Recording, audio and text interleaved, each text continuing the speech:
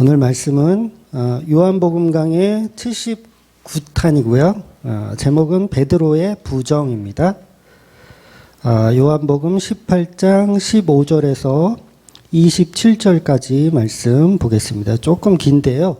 15절부터 27절까지 베드로가 세 번 부인하는 그 장면 같이 15절부터 같이 읽도록 하겠습니다.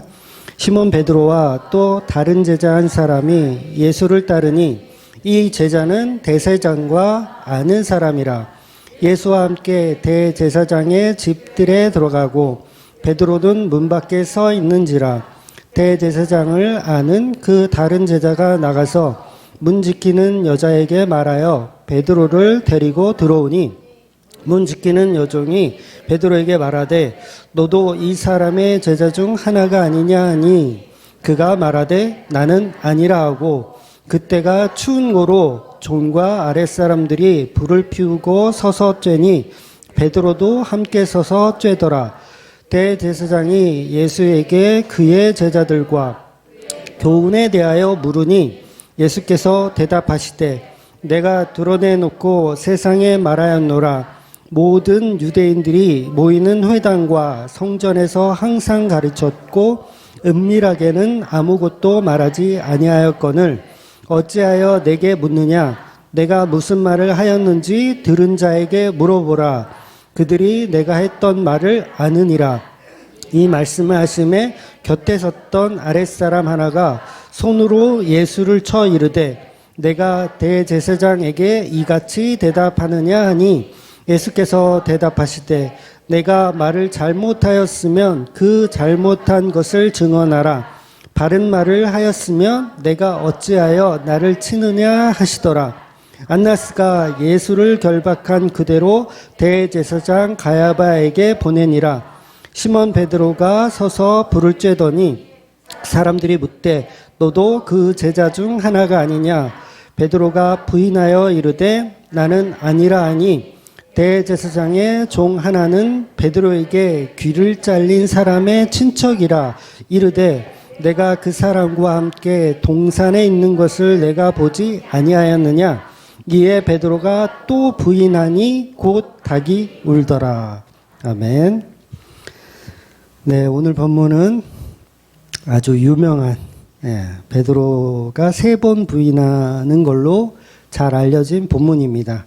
그러니까 닭 울기 전에 세 번 예수님 부인하는 장면이죠. 어릴 때는 이 내용이 닭이 세 번 운 거야. 베드로가 세 번 부인해 막 헷갈렸었는데 닭이 세 번 운 게 아니라 베드로가 세 번 부인한 겁니다. 네. 이 내용은 사복음서에 다 나오는 이야기예요. 그만큼 중요한 이야기라고 할 수 있겠죠. 그래서 보통 이제 목사님들이 오늘 본문의 말씀을 가지고 설교할 때 제목을 보통은 이렇게 잡아요. 베드로의 부인이라고 제목을 잡아요. 근데 저는 베드로의 부인이라고 하지 않고 베드로의 부정이라고 제목을 잡았어요.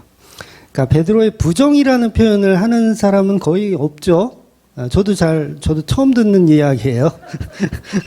그러니까 본문에서 보면 헬라 번역도 부인이라고 해놨어요. 베드로가 부인하더라. 이렇게 부인이라고 표현했어요.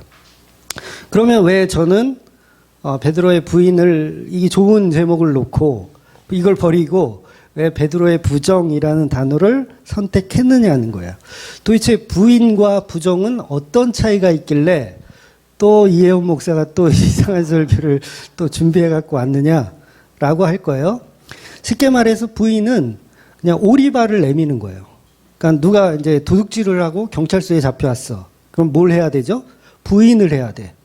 내가 안 그랬다 했으면서 안 그랬다 계속 부인하는 거예요. 그런데 부정은 좀 다른 의미가 있어요. 부정은 어떤 의미가 있느냐면 그렇지 아니하다고 단호하게 반대하는 뜻을 얘기하는 거예요.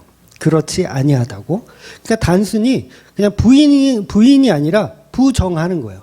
내가 이거를 거짓말을 해야 되는 거예요. 그걸 부정이라고 하는 거예요. 그러니까 저도 옛날에 이제 그런 경험이 있거든요. 그 운전을 하다가 신호위반에 걸렸어요.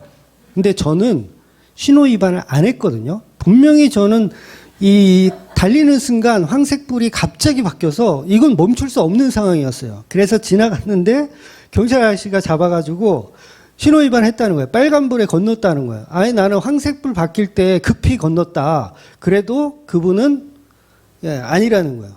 그러니까 저는 뭘 하고 있는 거예요? 제가 솔직히 빨간불일 때 건넜으면 그건 부인이에요. 근데 나는 지금 부인하는 게 아니라 아니 나는 황색에 건넜어. 제발. 딱지가 이게 얼마짜린데 나는 황색에 건넜어. 정말 나는 그렇게 생각하는 거잖아요. 요건 부정이라고 표현할 수 있는 거죠. 부정되었다. 이렇게 표현하는 거예요. 그러니까 이 의미를 다시 한번 우리가 볼 필요가 있다라는 거죠. 그럼 왜 베드로는 부인이 아니고 부정이냐는 거죠. 그래서 우리가 그동안 베드로를 너무 많이 오해하고 있거든요. 베드로를 개쓰레기. 야, 어떻게 스승을 배신하고, 3번이나, 한 번도 아니고 3번이나 부인할 수가 있나. 이런 의리 없고 이런 비겁한 인물이 있나. 라고 우리가 해석을 하죠, 다. 굉장히 의리 없고 비겁한 인물. 근데 이 베드로의 모습을 우리가 요한복음에서 지금 천천히 하나하나 다 짚어가고 있잖아요.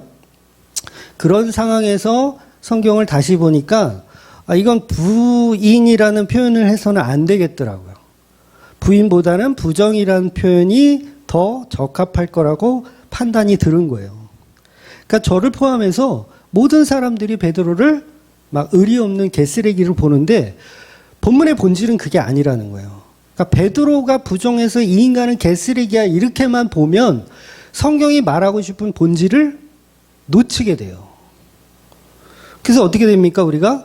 우리는 베드로처럼 부인하지 말자. 어떤 상황이 와도 내 목에 칼이 들어와도 절대 부인하지 말자. 신사참배 일본이 막 하라 그래도 우리는 절대 이걸 지켜내야 돼. 베드로 같은 삶을 살 수가 없다. 그러면서 그런 쪽으로 우리가 베드로를 인용해서 사용한다는 거예요. 베드로처럼 배신하는 자가 되지 말자. 그런데 성경이 과연 그 이야기를 전달하고 싶은 거냐는 거예요. 우리의 지켜냄, 우리의 의리를 잘 지켜내라는 교훈을 성경이 주고 있냐는 거죠. 그래서 이 본문은요, 베드로의 부정에 관해서, 부인에 관해서 너무 집중할 필요는 없다는 거예요. 반대로 또 생각해서 인간이 어떤 일을 잘 했다고 칩시다. 베드로가 부인하지 않아요. 막 뛰어들어가서 저분이 내 스승님이다. 막 그래서 그 자리에서 막 이놈 그러면서 칼 맞아 죽었다고 칩시다. 그렇다고 해서 베드로가 이 베드로를 본받자. 이렇게 가면 그것도 틀린 해석이 돼버린다는 거예요. 그래서 이삭의 번제 사건에서 아브라함이 이삭을 번제로 드려요. 그랬을 때 우리는 아브라함의 이 믿음, 우리도 이 믿음을 본받자. 이렇게 보면 잘못 본 거예요? 잘 본 거예요? 잘못 본 거죠. 이삭의 번제 사건은 누구를 드러내기 위한 메시지입니까? 예수 그리스도가 번제로 드려지는 사건을 우리에게 주는 메시지인데 우리는 거기서 이 예수 그리스도라는 본질은 놓쳐버리고 번제 대신 어린 양은 놓쳐버리고 아브라함의 훌륭함만 본다고요. 본문도 마찬가지예요. 베드로가 부인했잖아요. 3번. 어떻게 이럴 수가 있어. 이런 개쓰레기. 우리는 그러지 맙시다라고 하면 이건 이삭의 번제 사건을 예수 없는 인간의 의리 지킴을 결론으로 보게 된다는 거예요.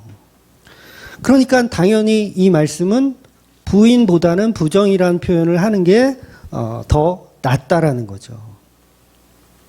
그러니까 예수님 제자니까 떳떳하게 말하고 죽었어야지. 이런 식으로 우리가 보아서는 안 된다는 거예요. 그래서 여러분들 그 대중식당에서 밥 먹을 때 지난주에도 말씀드렸나요? 밥 먹을 때 기도를 하고 먹으면 왠지 예수님을 부인하지 않은 것 같고 맞게 설명했나요 제가?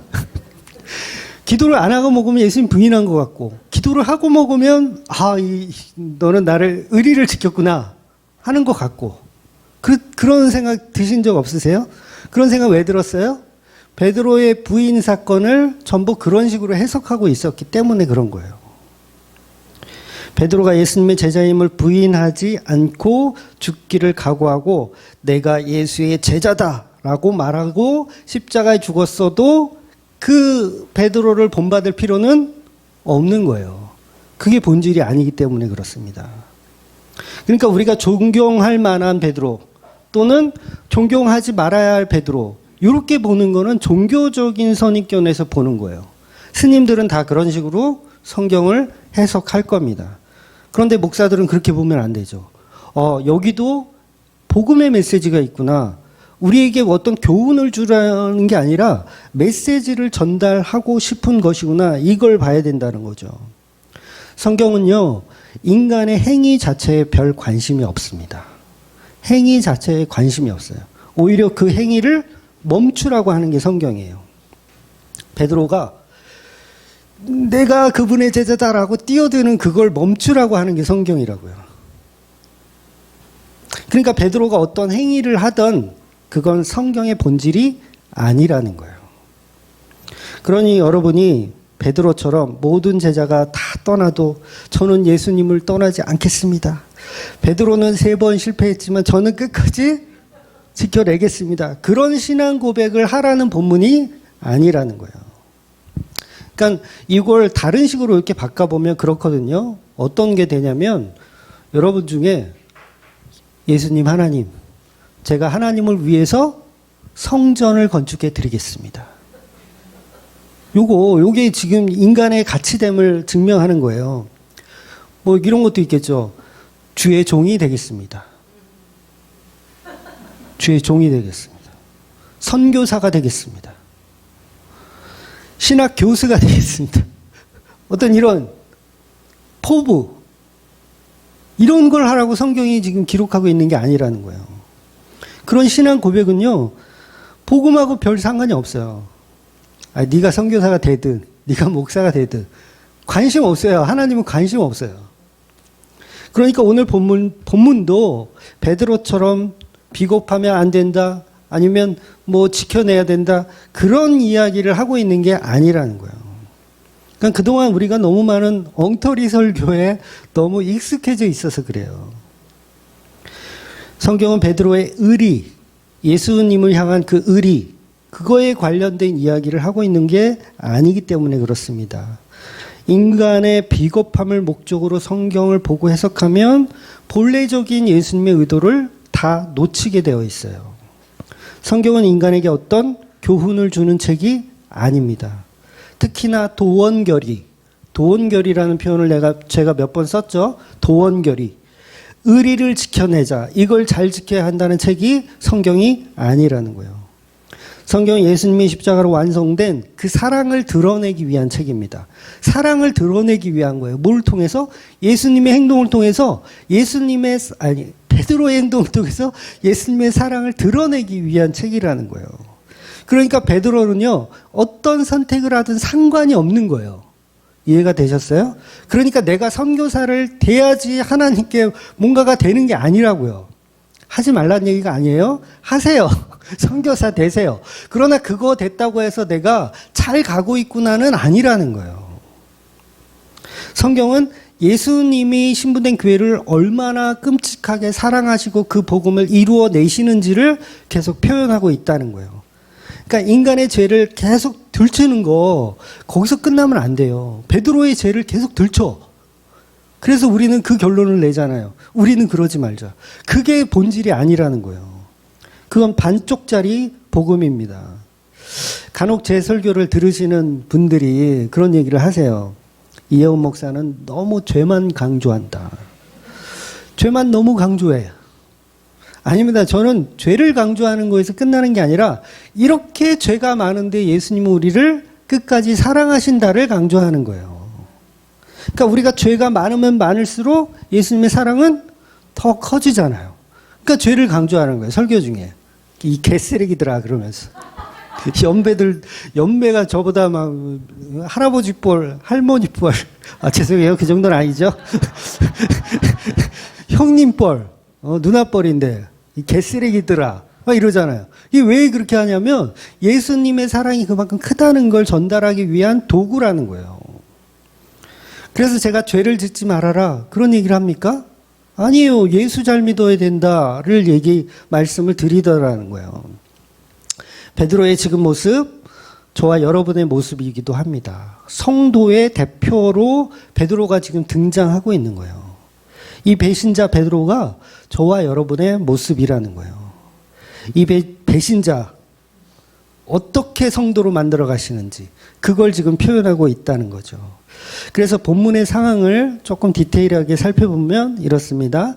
이제 18장을 우리가 지금 계속 보고 있는데 예수님이 잡혀가시면서 에고 에이미를 외치니까 군인들과 그 바리새인들의 하속들이 그 에고 에이미라는 말씀을 듣고 뒤로 나가 떨어졌잖아요. 그러면서 엎드려서 예수님께 절을 했어요. 그러니까 보세요. 본인들도 깜짝 놀랐겠죠. 우리가 지금 뭐 하고 있는 거야? 이게 왜 절을 하고 있지? 이건 뭐지? 막 이렇게 좀 당황했을 거예요. 예수님은 사람들이 당황하고 있는 틈을 타서 뭘 말씀하시냐면 나는 이렇게 능력자이지만 순순히 잡혀가 줄게. 그 대신 내 제자들은 다 풀어줘. 이렇게 얘기하는 거예요. 자, 이 하석들은요, 예수님이 엄청난 분임을 이미 사실은 알아요. 어느 정도 겁을 먹었을지도 몰라요. 그러니까 1000명이나 데리고 오지. 안 그랬으면 떡대 있는 애들 몇 명 데려오면 되지 않아요. 1000명이 왔다는 건 예수님 보통 인물이 아니라는 걸 알고 있는 거예요. 그리고 방금도 체험하잖아요. 막 나가 떨어지기도 하고 말고의 귀를 다시 붙여주시기도 하고 이걸 현장에서 다 체험을 한단 말이에요. 거물급이에요. 굉장히 신비로운 힘을 가진 거물급. 그런데 그분이 순순히 잡혀가 주시겠대요. 조건이 있어요. 제자들은 풀어주래요. 여러분 같으면 안 돼, 다 잡아드려 이러겠습니까? 아니에요. 지금 예수님만 잡는 게 이게 지금 굉장히 큰 문제거든요. 1000명을 대동할 정도로 예수라는 인물은 잡기 힘든 인물이기 때문에 거기서 딱 합의를 본 거예요. 제자들은 풀어주고 그래 예수만 우리가 체포해 가자. 이미 합의를 한 겁니다. 이 어부 출신들 대부분 어부 출신들인 이 제자들은요. 얼마든지 마음만 먹으면 나중에라도 얼마든지 잡아들일 수 있어요. 이 천부장까지 동원 안 해도 돼요. 백부장이면 충분해요. 얼마든지 잡아들일 수 있어요. 그래서 이미 합의하고 풀어주는 거예요. 그러니까 예수님이 그러잖아요. 다 풀어줘라. 나만 잡아가라. 그랬을 때 꼭지가 돈 인물이 하나가 있어요. 그게 바로 베드로입니다. 여러분 베드로가 의리 없다고요? 지금 베드로가 뭐에 지금 꼭지가 돌았냐면 이런 표현 써도 되죠? 뭐 때문에 이렇게 화가 났냐면 예수님의 그 말씀 때문에 화가 난 거예요. 나는 잡아가도 좋은데 제자들은 다 풀어줘라. 그 말에 베드로가 꼭지가 들어온 거예요. 칼을 빼들었어요. 도대체 무슨 소리를 하시냐고 지금 우리 제자들의 의리를 지금 어떻게 보시고 칼을 빼들은 거예요. 누가 이 베드로를 보고 의리 없다고 얘기합니까? 지금 상대가 1000명이에요. 1000명. 무장하고 있어요. 무기로 무장하고 있어요. 거기서 칼을 빼들어요. 왜냐하면 베드로 입장에서는 왜 예수님만 잡아가? 나도 잡아가. 이거예요. 1000명을 자기가 칼싸움을 얼마나 잘해. 그 자기가 다 이기겠다는 게 아니잖아요. 나도 잡아가라는 표현이에요. 나도 잡아가. 예수님 혼자 보낼 수 없어. 이거예요. 남자가 가오가 있지. 빼드는 거예요, 그냥.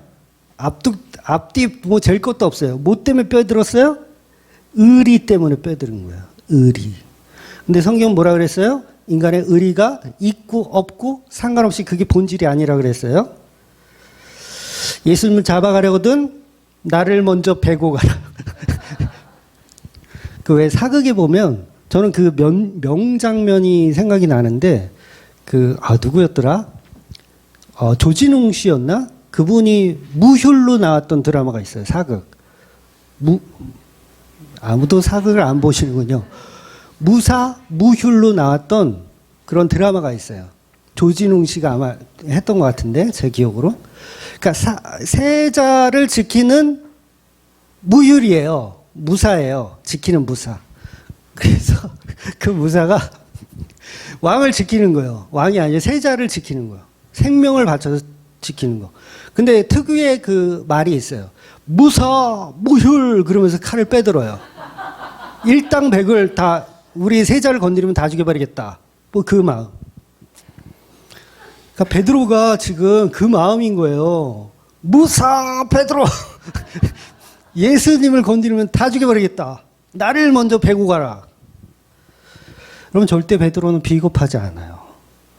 전부 비겁하다고 생각하고 있어요.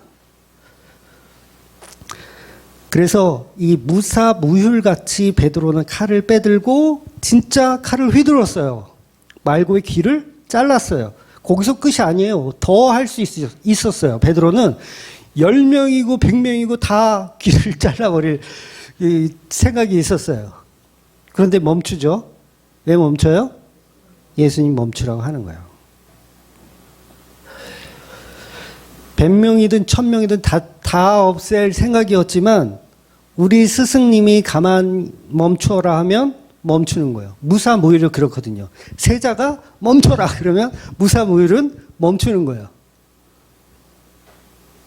그러니까 베드로가 또 예수님 말씀에는 또 바로 순종하는 스타일이거든요.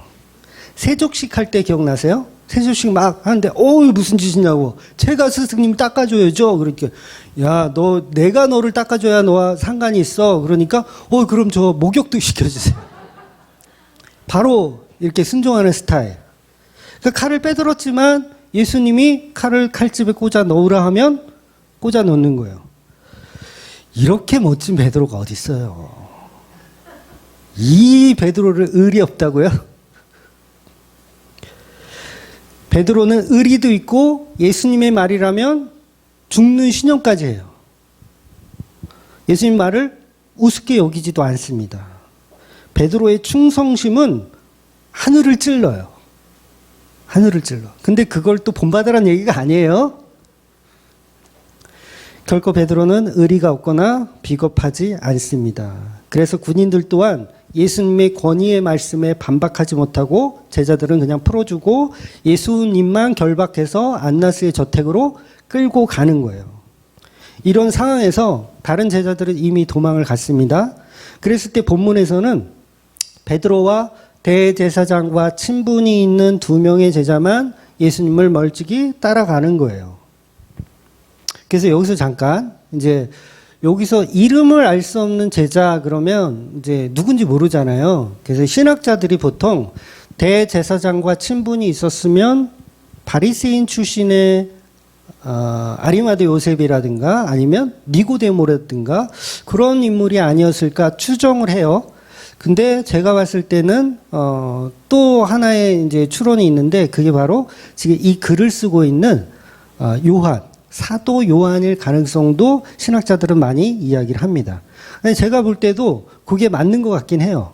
요한이 맞는 것 같긴 해요. 왜냐하면 내 사랑하는 제자 이런 표현도 쓰기도 하고 그 다음에 예수님의 십자가 앞에 제자들 가운데 가장 유일하게 예수님의 곁을 지켰던 인물이기도 해요.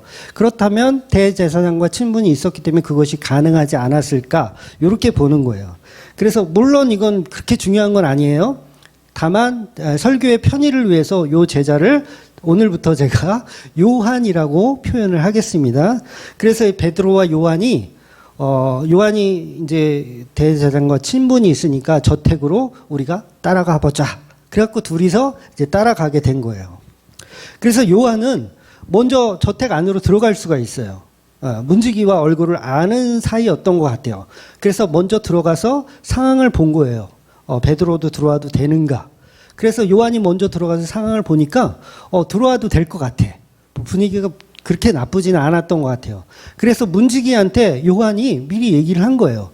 밖에 있는 저 친구도 나하고 친구니까 들어오게 해줘라. 그래서 문지기가 허락을 하죠. 그래서 베드로가 이제 문지기를 통과해서 저택 안으로 들어가는 거예요. 바로 그 상황에서 문지기, 말 그대로 문을 지키고 있는 여종이에요. 여종이 베드로한테 이야기를 한 거죠. 당신도 그분의 제자입니까? 이렇게 물어본 거예요. 그런데 이 물음은요, 인사입니다, 인사. 그러니까 이미 통과시켜 줄 거라고 지금 문지기는 마음의 결정한 거거든요. 요한이 먼저 말을 했기 때문에 들어가게 해달라. 그래서 이미 문지기는 들어가게 해주려고 했어요. 근데 뭐예요? 당신도 제자입니까? 이렇게 물어보는 거예요. 요한처럼 제자입니까? 이렇게 인사식으로 물어본 거예요. 근데 베드로는 어떻게 합니까? 네, 쌩을 까죠. 젊은 사람 말대로 쌩을 깝니다. 그러니까 나는 아니라 그러면서 이 문지기도 가볍게 물어본 거고 베드로도 가볍게 부정한 거예요. 가볍게 나는 아니라 이런 식으로. 즉 문지기는 다그치거나 아니면 신문을 하거나 어떤 그런 권위를 갖고 있는 사람이 아니에요. 그리고 그런 물음도 아니고요. 한마디로 그냥 인사를 한 거예요. 오, 당신도 제자였어요? 이렇게 인사를 한 거예요. 요종은 체포할 수 있는 권한도 없어요.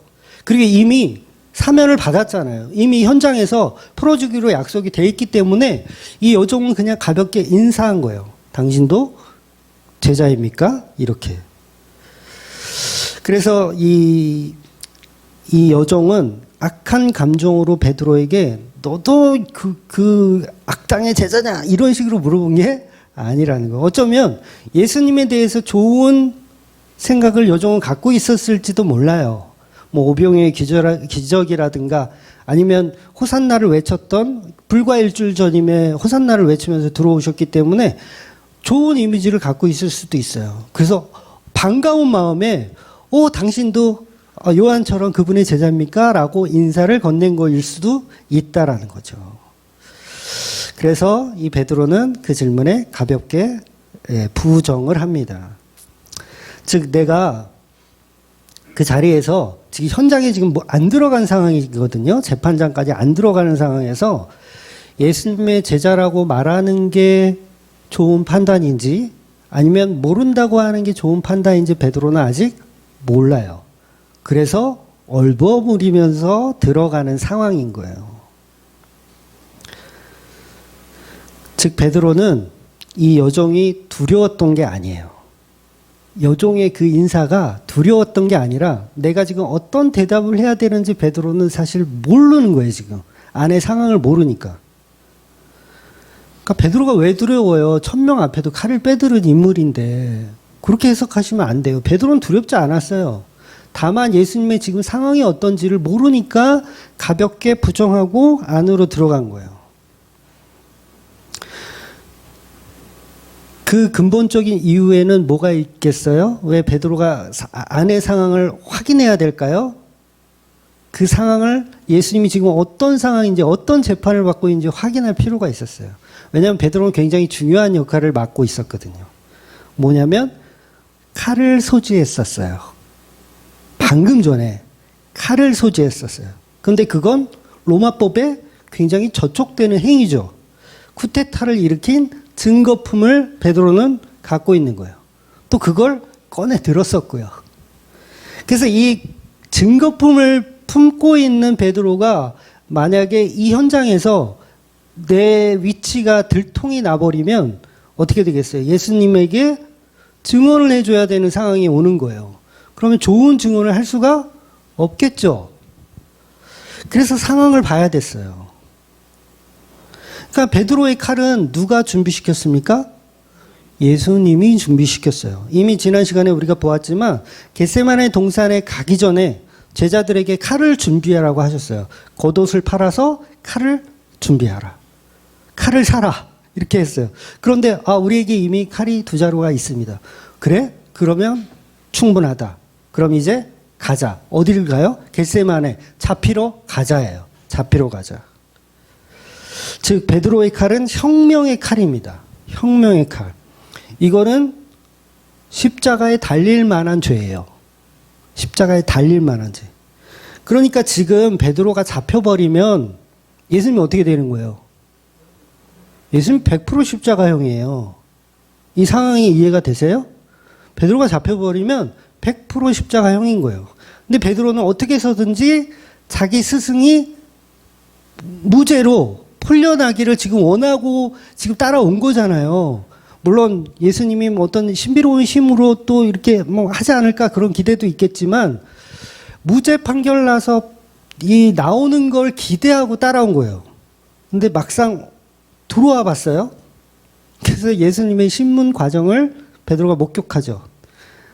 근데 아니나 다를까 신문의 과정이 지금 첫 번째 부인과 두 번째, 세 번째 부인 중간에 들어와 있잖아요. 신문의 과정이 있어요. 신문의 과정을 보니까 예수님이 특이한 말씀을 하세요. 사람들한테 물어봐. 사람들한테 물어봐. 안나스가 네가 정말 뭐 어쩌고 저쩌고야? 그랬더니 예수님이 사람들한테 물어봐. 내가 회당에서 성전에서 다 공개적으로 얘기했어. 사람들한테 물어봐. 그럼 베드로가 옆에 있는데 나한테 물어보라는 얘기 아니에요. 안 그래요? 나한테 물어보라는 얘기로 들릴 거 아니에요. 사람들한테 물어봐. 자칫했다가는 베드로가 증언을 해야 되는 상황이 오는 거예요. 그러면 어떻게 돼요? 완전 망하는 거죠. 지금 예수님의 상황이 궁금해서 용기를 내어 따라왔는데 상황이 안 좋은 거예요.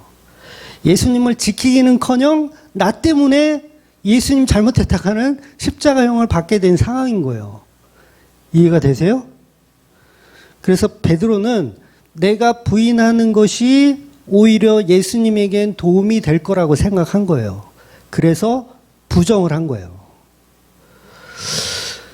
더구나 이 요한복음에서는 더 구체적인 정황이 등장해요. 뭐가 등장하냐면 말고의 친척이 등장해요. 이게 괜히 들어있는 게 아니에요. 말고의 친척이 등장해요. 좀 전에 봤어. 겟세마네에서 봤어. 말고의 길을 자르는 베드로를 봤어. 이거 뭐 어떻게 되는 거예요? 제자임이 들통나면 너 씨 아까 칼 가지고 너 말고 귀 자른 그 인간 아니야? 이게 들통나면 예수님 바로 십자가형이에요. 왜냐하면 그들의 수장이 예수님이니까. 그 베드로 어떻게 되겠어요? 부정해야 돼요. 부정해야 돼요. 나는 아니라. 나는 저런 인간 모른다. 라고 부정해야 돼요. 왜? 베드로가 알고 있는 복음의 수준은 거기까지였으니까. 예수님 잡히면 다 끝장이거든요. 실패한 혁명가로 몰려서 예수님은 죽게 되어 있습니다. 어쩔 수 없이 베드로는 부정할 수밖에 없는 상황이 된 거예요. 베드로가 의리 없어서가 아닙니다. 그 상황이 우리에게 닥쳐진 거예요. 성도에겐 그 상황이 전부 다 닥쳐집니다. 예수님 살려보겠다고 거짓말한 거예요. 베드로는. 마치 베드로 만난 것처럼 얘기하죠. 살려보겠다고. 그러니까 물론 다시 말씀드리지만 베드로가 잘했다는 것도 아니고 잘못했다는 것도 아니에요. 그게 본질이 아닙니다. 서두에서 말씀드렸지만 인간의 행동의 결정은 복음과 아무런 영향이 없어요. 거기에 집중하면 우리는 본질을 다 놓쳐버리는 거예요. 즉 베드로가 예수님이 제자임을 시인했다면 현장에서 안나스는 베드로를 끌어다 증인으로 신문했을 것이고 예수님에게는 결코 좋은 발언을 하지 못할 거예요. 그러니까 베드로는 많은 사람들 앞에서 예수를 한 번 더 죽여야 하는 상황이 오는 거예요. 차라리 거짓말하고 도망가는 게 더 유리할 거라고 생각한 거예요. 그러니까 어떻게 해야 됩니까? 만약에 잡혔으면 저 예수님 스승님은 맞지만 스승님이 최근에 치매가 좀 오르셔가지고 아유 헛소리를 막 이렇게 하세요. 이제 살려주세요. 뭐 이렇게 나와야 하는 상황인 거예요. 만약에 잡혔으면 그러면 더 웃기잖아 그게. 차라리 모른다고 부인하자. 그래서 부정인 거예요. 부정. 그래서 베드로가 시인하면 더 비참한 일이 일어날 것으로 판단한 거예요. 오히려 더 그게 고통스럽죠. 여러분이 그 자리에서 현장에서 붙들려서 예수님에 대해서 이러쿵저러쿵 얘기하는 게 베드로에겐 더 끔찍한 일이었어요. 그래서 두 번째, 세 번째 과정 앞에 안나스의 신문 과정이 요한이 일부러 집어넣은 거예요. 베드로가 왜 배신할 수밖에 없는지 정황을 설명하기 위해서. 그러니까 이 글을 쓰고 있는 요한은 베드로가 왜 부정했는지를 알았을까요? 몰랐을까요? 알았어요. 누구만 몰라요? 교회들만 몰라요. 그냥 베드로 이 배신자, 이런 개쓰레기 어떻게 스승을 쌩을 깔 수가 있어. 우리는 절대 그런 인간 되지 말자. 우리만 몰라요. 우리만. 베드로의 배신, 베드로 의리 없는 놈. 사실 우리보다 더 훌륭하신데, 베드로가 사실 더 훌륭하잖아요. 우리보다 더 훌륭하잖아요. 근데 우리가 베드로를 개쓰레기로 만들고 우리는 좀 괜찮은 사람 만들어 놨잖아요. 우리는 예수님 떠나지 않을 그런 가치 있는 인간으로 설교하고 그 설교를 아멘으로 주고받고.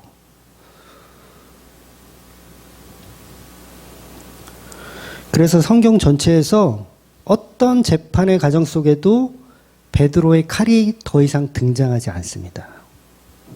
이 칼은 누가 지켜낸 거예요? 어떻게 보면 베드로가 지켜낸 거예요. 그러니까 칼을 가진 자는 칼로 망한다. 그 말씀에 순종한 거예요, 베드로는. 더 이상 칼이 언급되지도 않을 만큼 예수님의 말씀을 미친 듯이 지킨 거예요. 더 이상 칼이 언급돼서는 안 된다. 무사, 무율. 더 이상 이 칼은 여기서 끝이다. 칼로 시작한 자는 칼로 망한다. 그러니까 베드로가 얼마나 말 잘 들어요. 네. 그런 베드로를 개쓰레기로 만들어 놨으니, 그러니까 베드로는 단순히 자기 목숨을 부지하고자 예수님을 부인한 게 아니고, 자기 살겠다고 부정한 거면요, 애초부터 따라오지도 않았어요.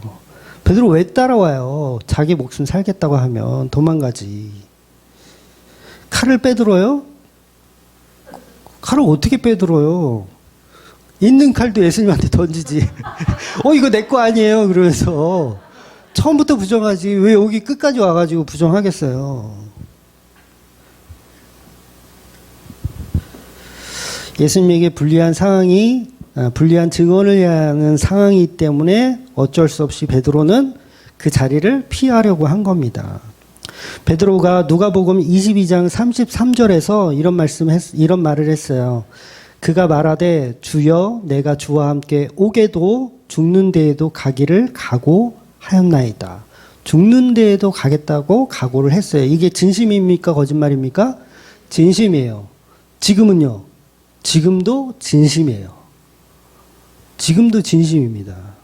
베드로는요, 자기 목숨이 두려워서 거짓말한 게 아니에요. 허풍?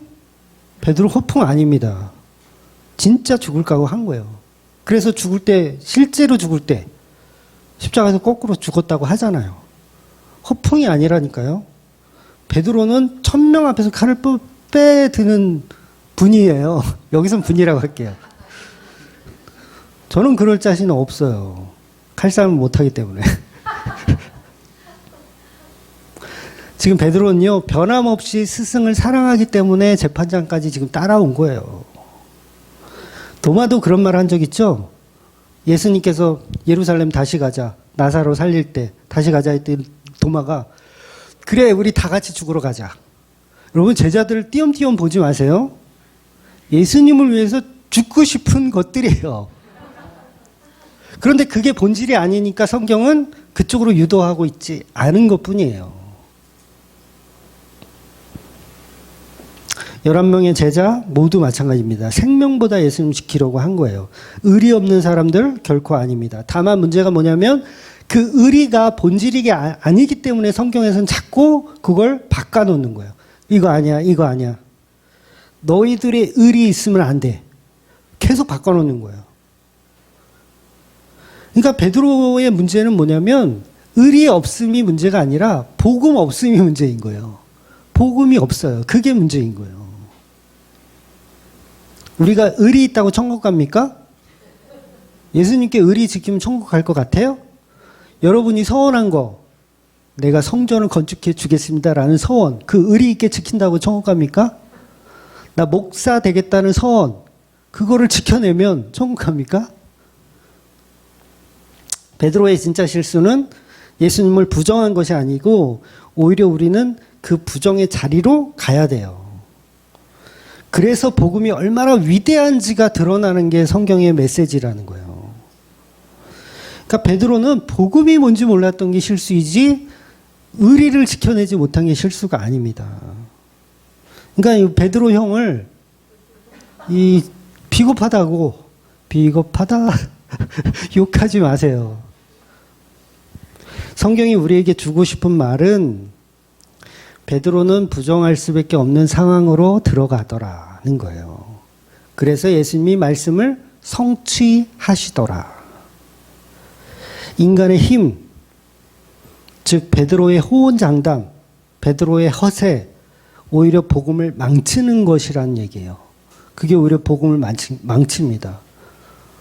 여러분이 성전 건축을 해주겠습니다라는 말이 주맘교회를 망치게 만들어요. 네? 이해가 되세요? 네. 그러니까 아까 말씀드린 대로 괜한 소원하지 마세요. 막 저한테 성전 건축해주겠다. 호언장담하지 마세요. 네. 복음의 본질은 그게 아니에요. 필요하면 하나님이 데려다가 쓰실 거예요. 걱정하지 않으셔도 돼요. 우리는 예수님의 은혜의 사랑을 알면 그냥 그 사랑에 반응하는 거예요. 반응하는 거. 그래서 보세요. 베드로가 그 닭 울음소리를 듣고 밖에 나가서 통곡하죠.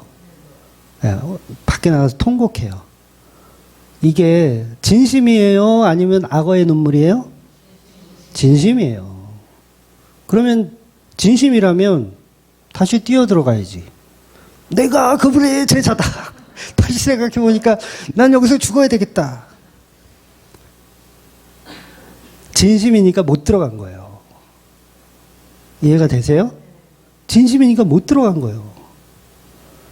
그러니까 이걸 베드로가 비겁해서 부정했다 그러면요, 성경 말씀 해석이 안 돼요. 왜 밖에 나가서 통곡했는지. 그 정도로 회개했으면 다시 들어가서 내가 그분의 제자다 할 것 같은데 성경은 그렇게 얘기하지 않는다는 거예요. 베드로는요,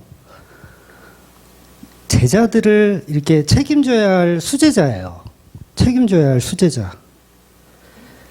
그러니까 예수님이 어떻게 되든 베드로는 후위를 도모해야 하는 사람이에요. 그러니까 더더욱 뛰어 들어갈 수가 없어요. 그러니 인간의 의리적인 어떤 노력으로 복음이 성취되지 않습니다. 오직 예수님의 의지로 복음이 성취되는 거예요. 그러니 베드로는 예수님이 잡히셔서 십자가에 죽으면 안 되니까 어떻게 해서든지 지켜내려고 한 거예요. 그리고 베드로는요, 예수님 잡히시면요, 사실 따라올 필요도 없었어요. 어디로 갔어야 되는 줄 아세요? 갈릴리로 먼저 갔어야 돼요. 갈릴리에 가서 있었어야 돼요. 그러니까 예수님이 결박당하는 그 모습 하나하나 자기가 보고 싶은 거야. 복음을 자기가 만들어가고 싶은 거죠. 이게 우리의 죄예요. 예수님이 어련히 알아서 하실 건데 우리가 배나라 감나라 하고 싶은 거예요. 마태복음 26장 31절 한번 볼게요. 요거 예수님 잡히시기 전에 미션을 주신 거예요. 제자들에게. 31절. 그때 예수께서 제자들에게 이르시되 오늘 밤에 너희가 다 나를 버리리라. 기록된 바 내가 목자를 치리니 양의 떼가 흩어지리라 하였느니라. 그러나 내가 살아난 후에 너희보다 먼저 갈릴리로 가리라. 이 말이 뭐예요? 너희는 내가 잡혀가서 너희 목자가 이제 잡히면 양을 잃어서 이제 흩어질 거다. 그럼 당황하지 말고 갈릴리로 가라. 이 얘기 하신 거예요. 왜 모여 있으라고 했을까요? 후위를 도모해야 되기 때문에 그래요. 그런데 자기 열심으로 베드로는 말 안 듣고 있는 거예요. 자기 열정, 자기 의리. 교회에서 전부 그거 가르치잖아요. 열정이 있어야 된다. 의리가 있어야 된다. 그게 오히려 복음을 망치는 거예요. 그래서 예수님은 인간의 그 열심과 열정을 오히려 부셔버리는 거예요. 네가 오늘 닭 울기 전에 나를 3번 부인할 거다. 이게 뭐예요? 인간의 열정을 다 부시는 거예요. 인간의 노력과 수고를 다 부시는 거예요. 아니야, 너는 그냥 부인하고 부정하는 그 수준에 있는 존재에 불과해. 복음은 내가 이루어 갈 거야. 베드로, 너는 의리 없음을 내가 증명해 낼게. 오히려 이런 표현인 거죠. 인간의 가진 열정으로 의리 있다 표현할 수가 없더라는 거예요.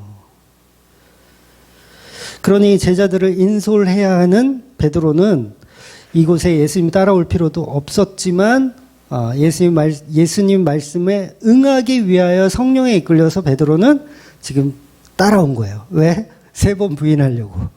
3번 부인하려고 따라온 거예요. 그거 이상도 이하도 아닌 거예요. 그래서 베드로는 밖에 나가서 심히 통곡할 수밖에 없는 상황이었던 거예요. 그러니까 세상을 무엇으로 바꿉니까?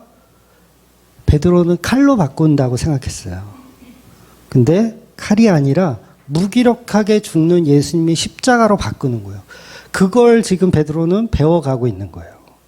아, 칼로 이기는 게 아니구나. 무기력하게 저는 그분의 제자가 아닙니다라는 이 무기력함이 오히려 복음이구나. 그걸 알게 되는 거예요. 우리 성도는 그래서 십자가 앞에 순응하는 겁니다. 사랑하는 예수님을 십자가에 죽도록 지켜볼 수밖에 없는 상황이 성도들에겐 있어야 돼요. 내 힘으로 할 수 있는 게 아무것도 없구나. 그러니까 대성통곡만 하는 거예요, 그냥. 우세요, 좀. 우세요. 할 수 있는 건 그것밖에 없네요, 예수님. 그러니까 여러분, 레위기서를 이제 오후에 보고 있지만, 제물에 안수하고 직접 하는 거라 그랬잖아요. 목을 따는 거 누가 해줘? 내가 직접 하는 거야. 가져온 사람이. 짐승의 내장을 다 씻어야 돼요. 번제는 다 씻어야 되거든요. 내장을 다 꺼내서 씻어. 이거 누가 씻어줘요? 아니요. 본인이 다 씻어야 돼요. 물로 다 씻어야 돼요. 그러면 그 씻는 그 마음, 보세요. 내가 키우던 가축을 배를 갈라서 막 꺼내 다. 하나하나. 그리고 그냥 꺼내는 게 아니라 일일이 다 닦아. 이게 뭐예요? 이게 누구예요? 지금 예수님이잖아요. 예수님을 일일이 물로 닦아. 씻어. 이 죄를 도말하시는 십자가의 은혜를 보는 거예요. 제사 드리면서. 내가 할 수 있는 게 아무것도 없군요. 그렇잖아요. 없어요. 그냥 말씀 들으면서 예수님이 달리신 십자가의 은혜를 느끼고 보는 거예요. 오늘도 그거 하려고 여러분 오신 거예요. 그러면서 그 예수님, 저는 아무것도 할 수가 없군요. 돈으로 할 수 있다면 돈이라도 덥석덥석 내겠지만 할 수 있는 게 아무것도 없군요. 그래서 오늘 본문이 우리에게 주고 싶은 말씀은 모든 복음의 연출은 하나님이신 예수님이 하고 계시다. 그냥 베드로는 출연자에 불과하다. 그래서 가룟 유다와 다르게 베드로는요, 견딜 수가 있었어요. 예수님의 부활 소식을 듣자마자 무덤가로 뛰어가요. 아니, 3번이나 배신한 놈이 무슨 주제넘게 거길 왜 뛰어갑니까? 베드로는 그 상황이 자기가 어쩔 수 없는 한계였음을 아는 거예요.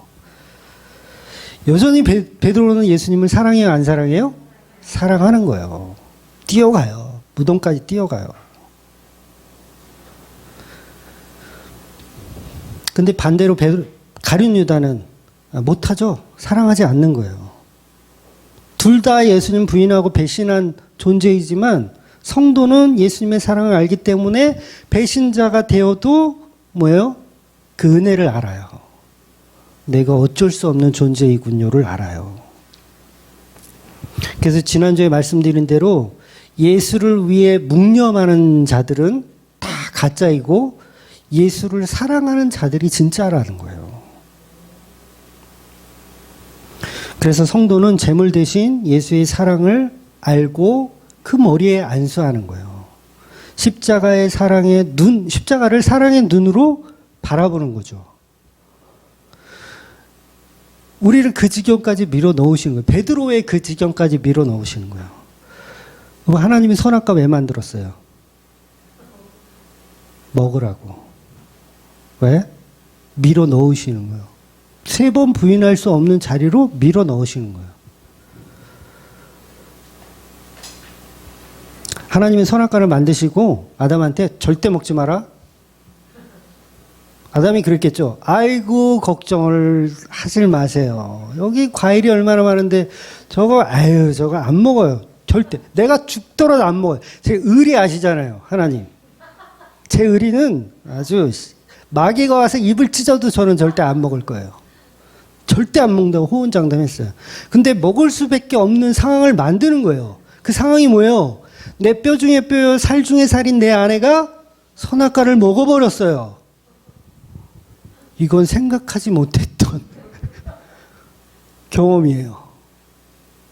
하나님께 내가 호언장담했는데 내 사랑하는 아내가 먹었네?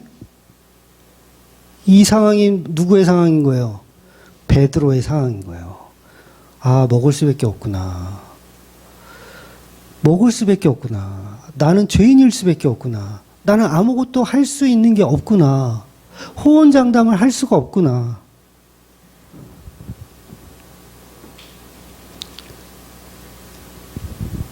그래서 예수님이 이제 알겠니? 하는 거예요. 이제 알겠니? 그래서 예수님이 베드로를 찾아가셔서 또 물어보시잖아요. 네가 나를 사랑하느냐? 사랑하느냐? 그러니까 베드로는 갈릴리에서 고기 잡는 동안도 혼란 가운데 있었을 거예요. 내가 잘한 행동인지 아니면 그 자리에서 죽었어야 하는 건지 혼란 가운데 있었을 거예요. 그래서 예수님 질문하는 거예요. 너가 나를 사랑하느냐? 베드로의 대답이요. 너무 퍼펙트해요. 의리는 지킨 것 같은데 필레오는 제가 할 수 있어요. 이렇게 얘기하거든요. 의리는 지킨 것 같은데 그 이상의 것은 아닌 것 같아요. 맞죠? 베드로의 3번 부인은요. 의리 때문이었어요. 예수님을 지키고자 한 의리. 그러니까 의리로서 친구로서는 내가 해낸 것 같은데 예수님이 하신 헌신적인 아가페의 사랑에 도달하려면 저는 멀었습니다. 그 답변이 뭐예요? 예수님께서 아십니다. 존재를 돌려버리는 거예요. 예수님에게로. 나의 존재의 평가를 내가 예수를 사랑하고 있는지 여러분에게 제가 질문해 볼까요? 여러분 예수를 사랑하십니까? 대답을 애매하게 해야 맞는 거예요. 사랑하는 것 같기도 하고 내가 아닌 것 같기도 하고 모르겠어요. 예수님이 알아서 판단해 주세요. 예수님 판단해 주세요. 그래서 21장 18절 요한복음의 이제 결론 부분에 가면 미리 좀 이제 땡겨서 보면 이런 말씀이 있어요. 21장 18절에 보면 내가 진실로 진실로 내게 이르노니 내가 젊어서는 스스로 띠를 띠고 원하는 곳으로 다녔거니와 늙어서는 내 팔을 벌리리니 남이 내게 띠를 띠우고 원하지 않은 곳으로 데려가리라. 이게 성도의 결론입니다. 그러니까 모든 주권과 주체를 예수님에게 돌려드리는 거예요. 그러니까 예수님이 이제 베드로를 끌어다가 사용하시는 거예요. 이렇게 저렇게 어떤 모양 저런 모양 다 해서 사용하시는 거예요. 그러니까 결정을 예수님께 드리는 거예요. 그러니까 성도는요 모든 결정을 예수님에게 드리는 거예요. 그러니까 우리가 살면서 어떤 결정을 해야 하는 때가 있잖아요. 이 회사를 들어갈까? 저 회사를 들어갈까? 짬뽕을 먹을까? 짜장을 먹을까? 막 이런 고민들의 연속 속에서 살잖아요. 그런데 중요한 건 어떤 결정을 하더라도 상관없다는 거예요. 다 내 성도는 내가 끌어간다예요. 그러니까 교회를 가지 말아야지라는 결정을 한 것도 성도라면 예수님이 끌어가실 거고 교회를 나가야지 하는 결정을 했더라도 그것도 성도라면 예수님이 알아서 끌어가실 거라는 거예요. 그러니까 여러분 고민할 필요가 없어요. 얼마나 성도는 편하게 사는지를 몰라요. 배 아프면 또 화장실 가시면 돼요. 얼마나 편해요. 어떤 결정을 하든 참지 말라는 게 아니에요. 참아도 돼요. 그런데 그 결정은 상관없다는 거예요. 그러니까 나는 잘 몰라요, 예수님. 저는 모르겠어요. 그러니까 하나님의 연출 가운데 예수님의 연출 가운데 저를 넣어주세요. 이거예요, 베드로가. 뭐 좋아요. 제가 배신하는 자리에 있어도 좋아요. 그게 예수님이 연출한 과정이라면 저는 거기에 순응하며 살겠습니다예요. 이게 성도예요. 그러니까 자꾸 바른 길을 찾아 무엇이 하나님이 기뻐하시는 일인지를 찾아갈 필요가 있어요, 없어요? 없어요. 그래서 수고하고 무거운 짐 진 자들아 다 내게로 오라. 네가 무엇을 하든 내가 다 책임진다는 거예요. 여러분, 오늘 설교를 오해하시면 안 됩니다. 베드로가 죄가 없다는 얘기를 하고 있는 게 아니에요. 죄가 있죠. 왜 죄가 없어요? 거기를 왜 쫓아와가지고. 응? 그러나 무슨 선택을 하든 성도는 반드시 그 죄 가운데서 건져내시고 성도로 살아가게끔 견인해 가신다는 거예요. 그러니 우리가 3번 예수님을 부인했더라도 그 죄책감에서 나와야 돼요? 아니면 계속 죄책감으로 있어야 돼요? 나와야 되는 거예요. 못 나오면 그걸 영지주의라고 하는 거예요. 나와야 돼요. 그리고 예수님을 살아가는 거예요. 와, 다 이루신 예수 그리스도. 그분을 믿고 나의 모든 삶을 내어드리겠습니다. 이런 고백과 은혜가 있는 저와 여러분이 되시기를 주의 이름으로 축원드리겠습니다. 아멘. 기도하겠습니다.